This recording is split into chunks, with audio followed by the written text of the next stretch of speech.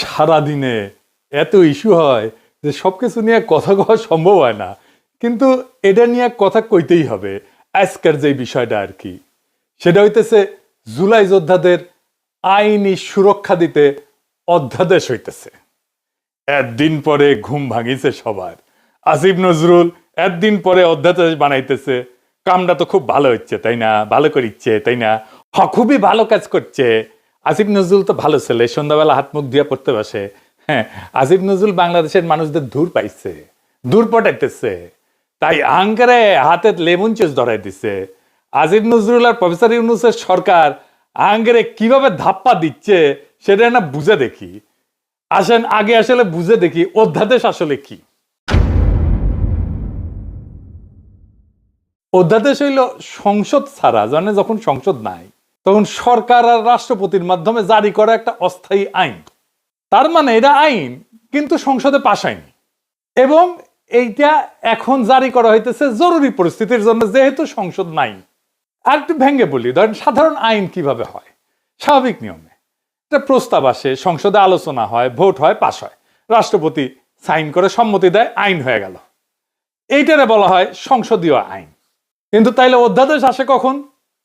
যখন সংসদ বসেনি বা সংসদ ভেঙে গেছে, এখন অধিবেশন চলতেছে না, কিন্তু সরকারের দরকার আছে, এখনই আইন দরকার আছে, অপেক্ষা করা যাবে না। তখন মন্ত্রিসভার পরামর্শে রাষ্ট্রপতি অধ্যাদেশ জারি করে থাকে। তো অধ্যাদেশের আসলে বৈশিষ্ট্যগুলো কি? এক নম্বর হইতেছে এটা আইনের মতো কার্যকর কিন্তু স্থায়ী না। সংসদ বসলে সংসদে অধ্যাদেশকে আনতে হয়, তারপরে অনুমোদন নিতে হয়। অনুমোদন না পেলে অধ্যাদেশ বাতিল। মানে সংসদ কার্যকর না থাকলে, সংসদ না থাকলে রাষ্ট্র যেন অচল না হয়, সেজন্য অধ্যাদেশ এই বিষয়টা জারি আছে। এখন ধরেন পরের সংসদ এটা পাশ করলো না অধ্যাদেশ আসিফ নজরুলের, তাহলে কি হবে? আসিফ নজরুলের কাছে উত্তর আছে? নাই। অধ্যাদেশ সংসদে পাশ হয়ে আইন হইলেও সংসদ চাইলে তো পরের দিনই নতুন আইন করে সেটা বাতিল করে দিতে পারে। এমনকি এই অধ্যাদেশ যেটা আসিফ নজরুল করতে যাচ্ছে সেটা আদালত এখনই বাতিল করে দিতে পারে। তার মানে এটার মূল্য শূন্য, জিরো। তাইলে আসিফ নজরুল কেন এ করতেছে সেটার উত্তর আমরা পরে পাবো। আসেন আগে বুঝে নেই যে আদৌ জুলাইয়ের জন্য দায় মুক্তি দেওয়া সম্ভব কিনা।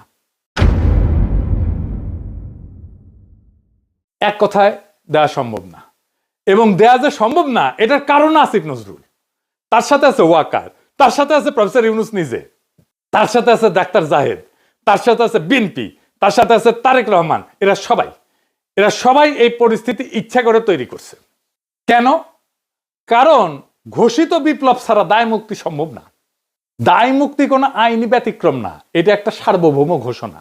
যে বিপ্লব ঘোষণা করতে পারে না সে দায় মুক্তি দাবি করার নৈতিক অধিকার, ক্ষমতা এটা কোনোটাই রাখে না। ওয়াল্টার বেনিয়ামিন বিপ্লবী সহিংসতা বনাম আইন রক্ষাকারী সহিংসতা, এইটা একটা কথা বলছিলেন। একদিকে লেখেন বিপ্লবী সহিংসতা, আর একদিকে হতেছে আইন রক্ষাকারী সহিংসতা। আইন তৈরি করে যে সহিংসতা আর আইন রক্ষা করে যে সহিংসতা, দুইটা এক না। উনি বলছেন ল প্রিজার্ভিং ভায়োলেন্স, যেটা পুরানো ব্যবস্থার ভিতরে থাকে, এবং ল মেকিং ভায়োলেন্স, যেটা নতুন ব্যবস্থার জন্ম দেয়। যে সহিংসতার নতুন আইন তৈরি করে না সেটা কেবল অপরাধ। 1971-এর স্বাধীনতা যুদ্ধ ছিল নতুন আইন তৈরি করার লড়াই। 1971-এর স্বাধীনতা যুদ্ধে আমরা যেটা করছি সেটা ল মেকিং ভায়োলেন্স, সেজন্য ওটা অপরাধ না। পুরানো বন্দোবস্ত রেখা সংগঠিত রাজনৈতিক সহিংসতা বৈধ হইতে পারে না, কারণ তা আইন ভাঙে কিন্তু নতুন আইন সৃষ্টি করে না। স্মিথ বলছেন সার্বভৌম সেই যে ব্যতিক্রম ঘোষণা করতে পারে। ওনার একটা বিখ্যাত সূত্র ছিল, উনি বলছেন, ইংরেজিতে কইছেন, বাংলা হইতেছে সার্বভৌম সেই যে ব্যতিক্রম ঘোষণা করতে পারে। বিপ্লব মানে নিয়ম স্থগিত করা, পুরনো বৈধতা বাতিল করা, নতুন বৈধতা ঘোষণা করা। যে বিপ্লব পুরনো সংবিধান, পুরনো আদালত, পুরনো নৈতিক মানদণ্ড চালু রাখে সে আদতে সার্বভৌম না। সার্বভৌম না হইলে দায় মুক্তি দেওয়ার ক্ষমতা থাকে না, বরং নিজেই ভবিষ্যৎ বিচারের অধীন হয়ে পড়ে। হান্না আরেন্ট বলছিলেন যে সহিংসতা একটা নতুন রাজনৈতিক সূচনা করতে পারে না, উনি বলছেন ফাউন্ডিং মোমেন্ট, এটা তৈরি করতে পারে না, সে সহিংসতা নিজেই নিজের বিরুদ্ধে সাক্ষ্য দেয়। সেই কারণে নতুন রাষ্ট্র গঠন করা ছাড়া সহিংসতা বিপ্লব না, এটা অপরাধ। তিনজনের কথা বললাম। বেনিয়ামিন বলছেন নতুন আইন না বানাইলে সহিংসতা অপরাধ। স্মিথ বলছে ব্যতিক্রম ঘোষণা না করলে সার্বভৌম নাশে। আর হান্না আরেন্ট বলছেন নতুন শুরু ছাড়া সহিংসতা ক্ষমতা না। শুধুমাত্র ঘোষিত চূড়ান্ত এবং নতুন শুরুর বিপ্লবী দায় মুক্তি তৈরি করে। পুরানো বন্দোবস্ত রেখা চালানো সহিংসতা আইনগতভাবে না, তাত্ত্বিকভাবেও অবৈধ। আমরা জুলাই বিপ্লবের পরে নতুন আইন বানাইছি, নতুন সংবিধান বানাইছি, বানাই নাই। ডাক্তার জাহেদ তো জান লড়াই দিল জুলাইকে অভ্যুত্থান বলে প্রতিষ্ঠা করার জন্য। বিপ্লব না, ছোটখাটো মানুষ পুতু পুতু করে কথা কয়, আর আমরা হইতেছি উগ্র। কিন্তু এদের ডাক্তার জাহেদের হইতেছে সিকনা বুদ্ধি, সামে এমন মাইর দেবে টেরি পাইবেন না, একদম খাইয়া ফেলবে আর কি। জাহেদ খান জুলাইকে অভ্যুত্থান বলে প্রতিষ্ঠা করার জন্য দেওয়ানা ছিল। অভ্যুত্থান যেটা, সেটা ক্ষমতা দখল করে, কিন্তু নতুন আইন, নতুন বৈধতা, নতুন সার্বভৌমত্ব তৈরি করে না। পুরনো সংবিধান, পুরনো আদালত, পুরনো রাষ্ট্রীয় কাঠামো চালু রাখে। তাই সহিংসতা যেটা, সেটা আইন ভাঙা হয়, আইনের নির্মাতা না। আমরা যেটা জুলাই করছি সেটা আমরা আইন ভাঙছি আইন নির্মাণ করার জন্য।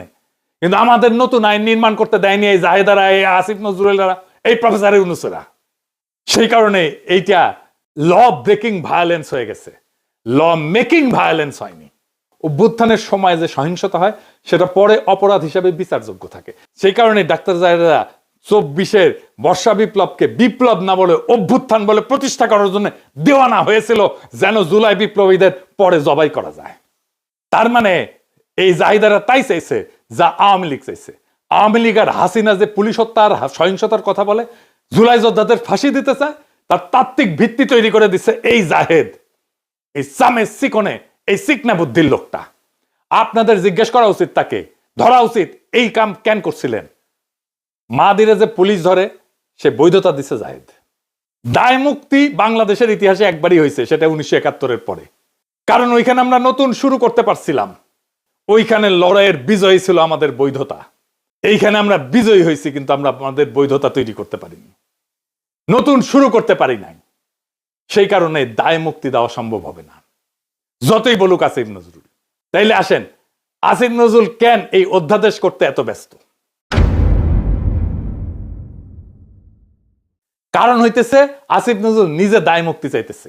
সে জানে সে কি আকাম করিছে। কি আকাম করছে জানেন? দেশ যখন একটা বিপ্লবী সন্ধিক্ষণে, যখন আমরা নতুন রাষ্ট্র তৈরি করব, হাসিনা পলাইছে, সেই সময় সে ওয়াকার আর বিএনপির সাথে মিলে পুরা বিপ্লবটাকে লাইনচ্যুত করছে। বিপ্লব ওই রাতেই শেষ। তারপরে ধৈরা ধৈরা বিপ্লবের সাথে সম্পর্কহীন বুড়াগুলাকে উপদেষ্টা বানাইছে, সংবিধান সমুন্নত রাখছে, ওয়াকারকে রাখছে, চুপ্পু করে রাখছে। আমরা সেকেন্ড রিপাবলিক করব বলছিলাম, নতুন রাষ্ট্র করব না, উই বেশি বোঝে, উই একাই বিপ্লবের স্টেক হোল্ডার। আমি ওরা জিজ্ঞাসিলাম যে আপনি যে নাচতে নাচতে ওয়াকারের গাড়ি চড়িয়া ক্যান্টনমেন্টে গেলেন, কোন ক্যাপাসিটিতে গেছিলেন?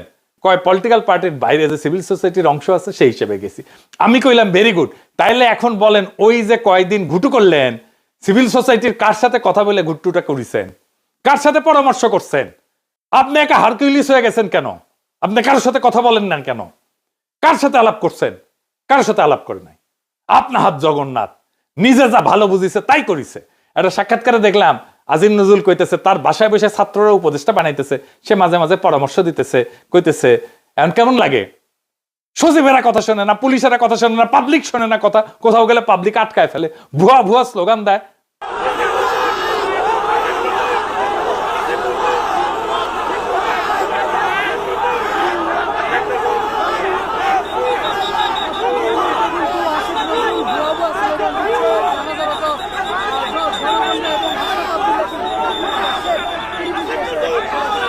খুব মজা না?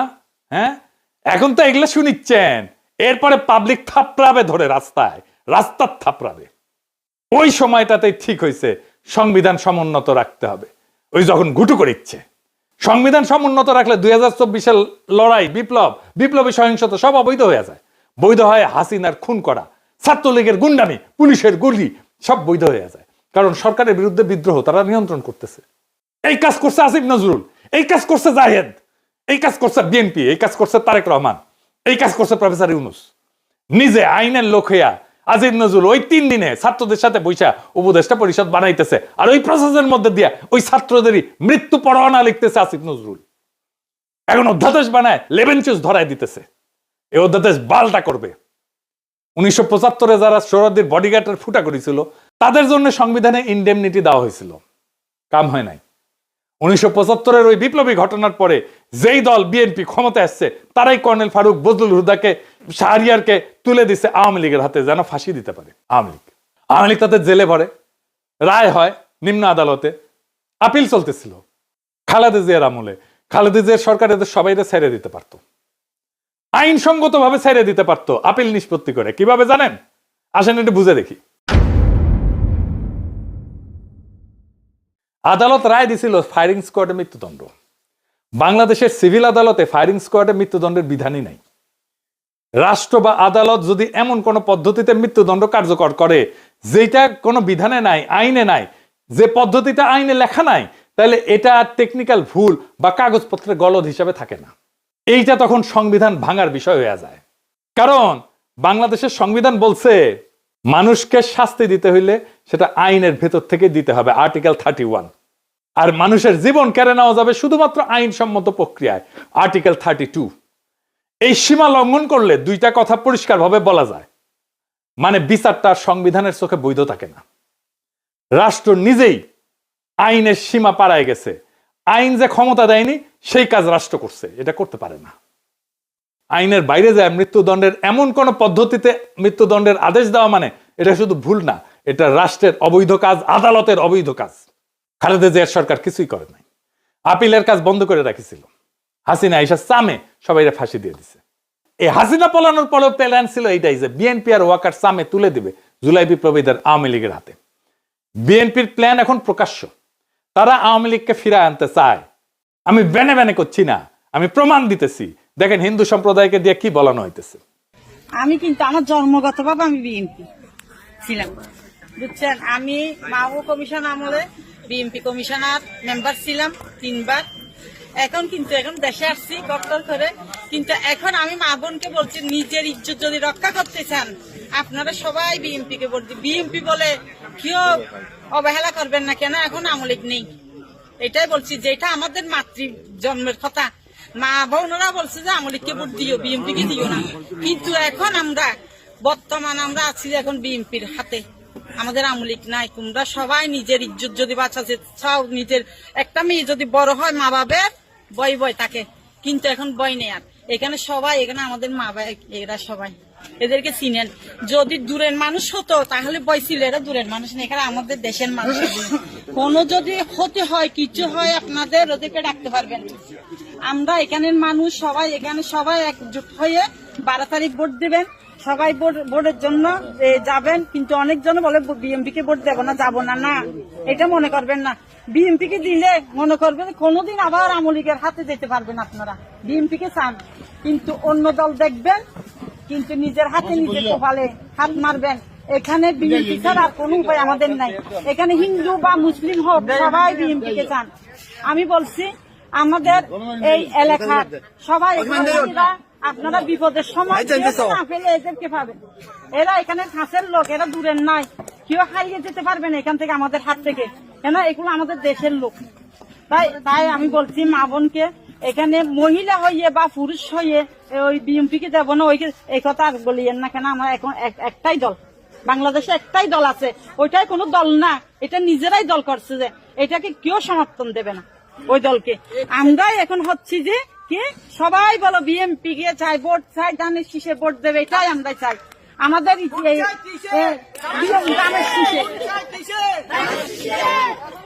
তো ধানের শীষ সবাই, আমি বলছি ধানের শীষে টিকিট দিলে আপনারা মনে মনে বলছেন যে ধানের শীষ কেন দেব, আগে তো আমরা আওয়ামী লীগ ছিলাম না, এখন আমরা আওয়ামী লীগ। ধানের শীষে আওয়ামী লীগ মনে করবেন কেন? আওয়ামী লীগ আসার জন্য আমরা, এটা একটা পথ। আমরা বিএনপি কে যদি চাই, বিএনপি দেখা 10 বছর বাদ হলে আমাদের নেত্রীকে আবার আনবে, জানেন এটা। কিন্তু ওদের হাতে যদি চলে যায়, পাকিস্তানে চলে যেতে হবে সবাইকে, মনে করবেন। শুনলেন তো, কইতেছে আগে আমরা আওয়ামী লীগ ছিলাম, এখনো আমরা আওয়ামী লীগই আছি। ধানের শীষকেই আওয়ামী লীগ মনে করবেন কেন? কারণ আওয়ামী লীগ আসার জন্য এই একটাই পথ। আমরা বিএনপি কে যদি চাই, বিএনপি দেখেন 10 বছর পরে হইলেও আমাদের নেত্রীকে আবার আনবে। শুনেছেন, নিজের কানে তো শুনলেন। আর একটা প্রমাণ দিতেছি, আসেন সে প্রমাণটা দেখি। এই যে সংসদ নির্বাচন হইতেছে, এখানে এমপি কে ভোট দেওয়া ছাড়া একটা গণভোট হবে। সে গণভোট হবে, বিএনপি কিন্তু ঘরের মধ্যে এইগুলা স্বীকার করে এসেছে, গণভোটে যে সমস্ত জিনিস থাকবে। এই গণভোটে হ্যাঁ বা না ভোট দিতে হবে। হ্যাঁ ভোট দিলে কি কি পাবেন? আপনি 12টা জিনিস পাবেন। 12টা। কিভাবে আগামী রাষ্ট্র চলবে সেটা ঠিক করতে পারবেন। কি কি সেটা একটা একটা করে বুঝে দেখি। শুনেন মন দিয়া। আপনি কি এমন একটা বাংলাদেশ চান যেখানে তত্ত্বাবধায়ক সরকার, নির্বাচন কমিশন, সরকারি কর্ম কমিশন মানে যেটাকে পিএসসি বলা হয়, এটা গঠনে সরকারি দল এবং বিরোধী দল একত্রে কাজ করবে? সুন্দর কথা না? 2 নাম্বার, সরকারি দল ইচ্ছামতো সংবিধান সংশোধন করতে পারবে না। সুন্দর না কথাটা? 3 নাম্বার, সংবিধানের গুরুত্বপূর্ণ পরিবর্তনের ক্ষেত্রে গণভোটের বিধান চালু হবে। সুন্দর না? আমরা সবাই মিলে ভোট দিয়ে ঠিক করব। 4 নাম্বার, বিরোধী দল থেকে ডেপুটি স্পিকার এবং গুরুত্বপূর্ণ সংসদীয় কমিটি সমূহের সভাপতি নির্বাচিত হবেন বিরোধী দল থেকে। সুন্দর না? যত মেয়াদী হোক কেউ সর্বোচ্চ 10 বছরের বেশি প্রধানমন্ত্রী থাকতে পারবে না। সংসদের নারীর প্রতিনিধিত্ব পর্যায়ক্রমে বাড়বে। ক্ষমতার ভারসাম্য প্রতিষ্ঠার জন্য পার্লামেন্টে একটা উচ্চ কক্ষ গঠিত হবে। দেশের বিচার ব্যবস্থা স্বাধীনভাবে কাজ করবে। সুন্দর কথা না? আপনার মৌলিক অধিকারের সংখ্যা বাড়বে। কি রকম একটা মৌলিক অধিকার হইতেছে ইন্টারনেট সেবা কখনো বন্ধ করা যাবে না, এটাকে মৌলিক অধিকার হিসেবে ঘোষণা দিবে। তার হাসিনা এটা বন্ধ করে দিছিল। দণ্ডপ্রাপ্ত অপরাধীকে রাষ্ট্রপতি ইচ্ছামতো ক্ষমা করতে পারবে না। ফাঁসি দিলেও তো ক্ষমা করে দেয়, জেল দিলেও ক্ষমা করে দেয়। রাষ্ট্রপতি এবং প্রধানমন্ত্রী ক্ষমতার মধ্যে ভারসাম্য থাকবে। রাষ্ট্রভাষা বাংলার মর্যাদার পাশাপাশি অন্যান্য জাতিগোষ্ঠীর ভাষাও সাংবিধানিকভাবে স্বীকৃত হবে। সব সুন্দর কথা না? 12টা কথা। হ্যাঁ ভোট দিলে সবগুলো পাবেন, এই যতগুলো আছে সবগুলো। না ভোট দিলে কিছুই পাবেন। কিন্তু বিএনপি কি বলতেছে দেখেন। বিএনপি কি বলতেছে, জনগণকে কি বলতেছে শোনেন, নিজের কানে শোনেন। এখানে আরেকটা ব্যালট হবে হ্যাঁ এবং না। আপনারা একটু গণভোট হয়েছেন না? এটা গণভোট হবে হ্যাঁ এবং না। যদি আপনারা যারা আওয়ামী লীগ করেন, যারা অন্যান্য দল করেন, তাদের জ্ঞাতার্থে সুবিধার্থে আমি জানাচ্ছি, যদি হা জয়যুক্ত হয় কোনো ক্রমে, সারা দেশে যদি হা জয়যুক্ত করা মানে ভোটে জয়যুক্ত হয়, তাহলে এদেশের স্বাধীনতার পরে 72-এ যে একটা সংবিধান ছিল, শেখ মুজিবুর সাহেব করেছিল, ডক্টর কামালের হাতে লেখা, এই সংবিধান টোটালটা অমিট করে দেবো, মানে মুছে ফেলবো। স্বাধীনতার যে আছে 71 সালে যে যুদ্ধটা হয়েছিল, এই যুদ্ধটা 71 সালের কোন ঘটনায় বাংলাদেশে আর থাকবে না। আপনার ইয়ের মধ্যে যে সংস্কার করতে চাইতেছে, যে সংস্কারের জন্য হানা বুড় হইতেছে, এদের মধ্যে লেখা আছে 71 সালকে বাদ দিয়ে 24-এ যে ইটা হয়েছে, গণঅভ্যুত্থানটা হয়েছে, 71 জায়গাটা নিবে 24 সাল। কেন নিবে? এটা একটা কারণ আছে, জামাত ইসলামের একটা কারণ আছে। জামাত ইসলাম 71 সালে দেশের স্বাধীনতা চায় না, এই দেশে বাংলাদেশের স্বাধীন হোক, বাংলাদেশ স্বাধীন হোক, জামাত ইসলাম কিন্তু এটা চাই নাই। যারা আওয়ামী লীগ করেন তারা একটু খেয়াল করে শোনেন। যদি হার জয়যুক্ত হয় তাহলে আওয়ামী লীগ কিন্তু এখন মানে কি জানি প্রজ্ঞাপনের মাধ্যমে আপনার স্থগিত হয়েছে, আওয়ামী লীগ নির্বাচনে অংশগ্রহণ করতে পারবে না। যদি হার জয়যুক্ত হয় তাহলে আওয়ামী লীগ একবারে আর কোনো মিটিং টিটিং হবে না, মিটিং টিটিং সংসদে কোথাও উঠবে না। ওই হার মধ্যে এই লেখা আছে আওয়ামী লীগ নিষিদ্ধ। এই যে 24 সালে গণহত্যার জন্য আওয়ামী লীগ কিন্তু নিষিদ্ধ হয়ে যাবে আপনাদের ভোটেই। যদি হাতে ভোট দেন, হাতে ভোট দিলে আপনার 16 ডিসেম্বর থাকবে না, 26 মার্চ থাকবে না। আপনার 71 সালের যে যুদ্ধ করতে মা বোনেরা ইজ্জত দিচ্ছে, 30 লক্ষ মা বোন ইজ্জত দিচ্ছে, এটা থাকবে না। অর্থাৎ আপনারা যারা আওয়ামী লীগ করেন দয়া করে আপনারা না ভোটের জন্য হলো আওয়ামী লীগের তো আমরা আসলে বিএনপি হইতেছি উদারপন্থী রাজনৈতিক দল।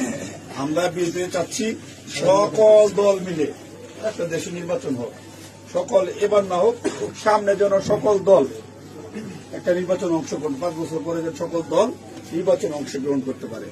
আপনারা আপনাদের যারা আওয়ামী লীগ করেন আপনাদের দল রক্ষা করার জন্য আপনাদের কেন্দ্রে যাইতে হবে, ঠিক আছে? আপনাদের কেন্দ্রে যাইতে হবে, আপনাদের দল রক্ষা করার জন্য, না ভোট দেওয়ার জন্য, হইলে সার্বভৌমত্ব দেশ রক্ষা করার জন্য 71-কে ফিরিয়ে, মানে 71 যেভাবে আছে স্বাধীনতার যুদ্ধটার ইতিহাস আছে, এই ইতিহাসটা রক্ষার জন্য হইলেও যারা না ভোট দিবেন, যারা আওয়ামী লীগ করেন, আপনাদের কেন্দ্রে অবশ্যই যেতে হবে। কেন্দ্রে যদি আপনারা আপনাদের দলকে রক্ষা করতে যান, যেহেতু এবার আপনাদের নাই কোন নমিনেশনের, আওয়ামী লীগের কোন প্রার্থী নাই, দয়া করে সেক্ষেত্রে আপনাদের কাছে আমাদের অনুরোধ, যারা আওয়ামী লীগ করেন, বিএনপির তো আপনারা ভোট আমাদের দিবেনই, ঠিক আছে? যারা বিএনপি করেন ওরা তো আমাদের ভোট দিবেনই। না ভোট দেওয়ার জন্য যারা কেন্দ্রে যাবেন আপনাদেরকে যেতেই হবে, আপনাদের অস্তিত্ব রক্ষার জন্য, আওয়ামী লীগ রক্ষার জন্য হইলেও আপনাদের কেন্দ্রে যেতে হবে। শুনেছেন? তার মানে বিএনপির ঘুরে ফিরে আওয়ামী লীগকে ফিরে আনতেই চায়। তারা অনেক আগে থেকে বলতেছে কিন্তু আওয়ামী লীগ নির্বাচনে আসুক। শুনেন। তবে আওয়ামী লীগের প্রধান প্রতিদ্বন্দ্বী বিএনপি চায় দলটি নির্বাচনে আসুক, নির্বাচনটি হোক অংশগ্রহণমূলক। আমরা আশা করব যে এই নির্বাচনটি পার্টিসিপেটরি হবে, সকলের জন্যই দ্বার উন্মুক্ত, জনগণ যাদেরকে সুযোগ দিবে তারাই দায়িত্ব পাবে। আমরা কামনা করি প্রত্যেক রাজনৈতিক দল এই নির্বাচনে অংশগ্রহণ করুক, কাউকে বাদ দেওয়ার হলে জনগণই বাদ দিয়ে দেবে। যখন জনগণের বিরূপ প্রতিক্রিয়া হয়েছে তখন বলে এইবার না আসুক, বিএনপি ক্ষমতা আসলে আওয়ামী লীগ ফিরবে, পরের বার ফিরবে। বুঝিস? ঐক্যমত কমিশনে আইসা বলে আমরা সংস্কার চাই, আর কর্মীদের বলে না ভোটের ক্যাম্পেইন করতে। কি রকম জাউরার জাউরা, কি রকম খাইস্টার খাইস্টা, কি রকম ভন্ডের ভন্ড। এটাই আসল প্ল্যান। এই প্ল্যান হইতেছে গ্র্যান্ড প্ল্যান, আওয়ামী লীগকে ফেরানোর প্ল্যান। এইবার ভোটে যদি বিএনপি জিতে তাহলে আওয়ামী লীগ ফিরবে, লিগে রাখতে পারেন। এটা তো আমার কথা না, আপনারা তো বিএনপির লোকদের মুখেই শুনলেন, তাই না? আপনি আসলে ধানের শীষে ভোট দিতেছেন না, আপনি ভোট দিতেছেন নৌকায়, আপনি ভোট দিতেছেন হাসিনা রে, আপনি ভোট দিতেছেন ফ্যাসিস্ট রে, আপনি ভোট দিতেছেন ভারপ্রাপ্ত আওয়ামী লীগ রে, বিএনপি রে না। যারা আওয়ামী লীগ রে ফিরে আনতে চান তারা ধানের শীষে ভোট দিতে পারেন। আমরা বলবো নৌকার ধানের শীষ দুই সাপেরই একই বিষ। এই দুইটারে বাংলাদেশ থেকে হটাইতে হবে, এই দুইটারে ক্ষমতার আশেপাশে আসতে দেওয়া যাবে না। এটাই আমাদের আগামীর বাংলাদেশ গড়ার শপথ হোক। ইনকিলাব জিন্দাবাদ।